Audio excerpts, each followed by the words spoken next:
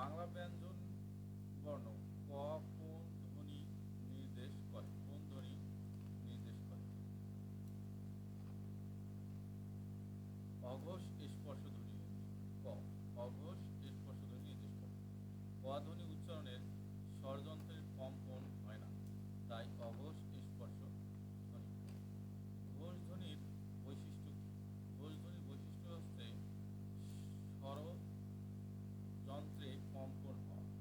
স্বরযন্ত্রে কম্পন হয়। ঘোষ ধ্বনিতে স্বরযন্ত্রের স্পষ্ট কম্পন সৃষ্টি হয়। নিচের কোনটি অঘোষ ধ্বনি? অঘোষ ধ্বনি হচ্ছে খ। খ হচ্ছে অঘোষ ধ্বনি। 9 নাসিক্য ধ্বনি। নাসিক্য ধ্বনির বৈশিষ্ট্য কি? নাসিক্য ধ্বনির বৈশিষ্ট্য হচ্ছে নাক দিয়ে উচ্চারিত ধ্বনি, অর্থাৎ নাক দিয়ে উচ্চারিত ধ্বনি ওম, ইয়, ন এবং ম, এগুলো হচ্ছে নাসিক্য ধ্বনি। এখন ওম কোন প্রকার ব্যঞ্জন ধ্বনি? এটি কিছুক্ষণ আগে 9 নম্বরে আমরা পড়েছি যে নাসিক্য ধ্বনি হচ্ছে ওম, ইয়, ন এবং ম, অতএব এটি হচ্ছে নাসিক্য ধ্বনি।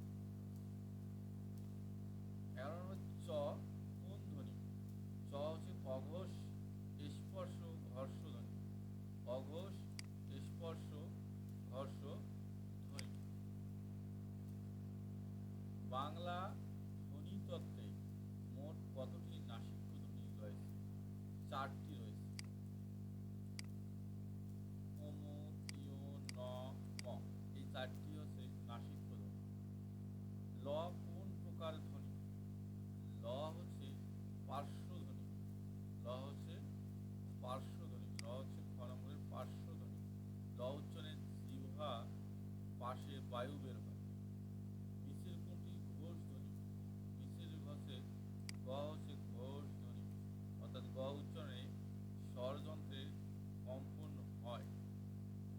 বাংলা ভাষায় মোট কতটি ঘোষ ব্যঞ্জন ধ্বনি আছে? 16টি ঘোষ ব্যঞ্জন ধ্বনি রয়েছে, অর্থাৎ মোট 16টি ঘোষ ব্যঞ্জন ধ্বনি রয়েছে। বাংলা ভাষায় মোট কতটি অঘোষ ব্যঞ্জন ধ্বনি রয়েছে?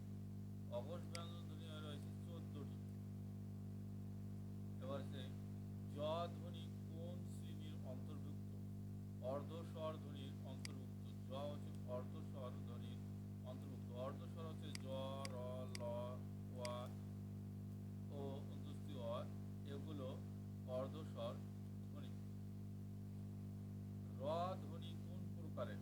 অর্ধস্বর ধ্বনি। সূত্রে আমরা বললাম এই যে জ, র, ল, অন্তস্থি অ, এগুলো হচ্ছে অর্ধস্বর ধ্বনি। বাংলা ধ্বনিতত্ত্বে কতটি অর্ধস্বর ধ্বনি রয়েছে? 4টি। জ, র, ল, অন্তস্থি অ, মোট 4টি অর্ধস্বর ধ্বনি রয়েছে। স, মূর্ধন্য স, দন্ত স, মোট কোন প্রকারের ধ্বনি?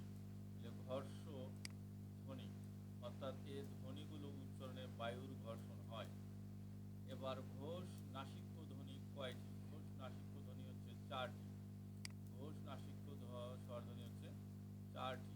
সবগুলো ঘোষ নাসিক্য স্বরধ্বনি। অর্থাৎ হ ধ্বনি কোন প্রকারের?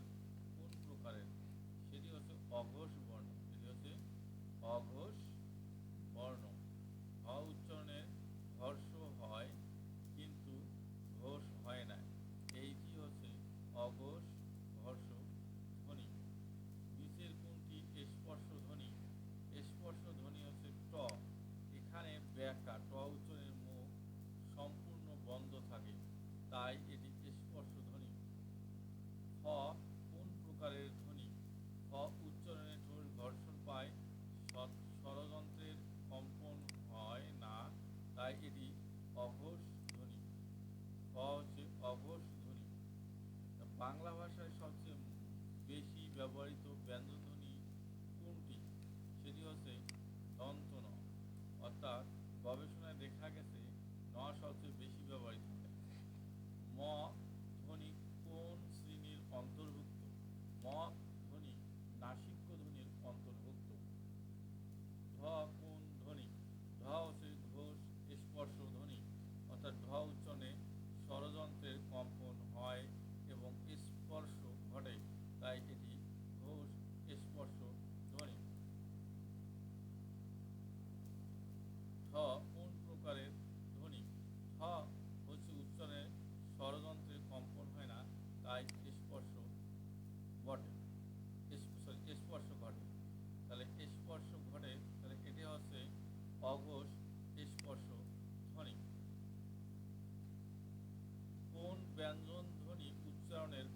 ব্যবহৃত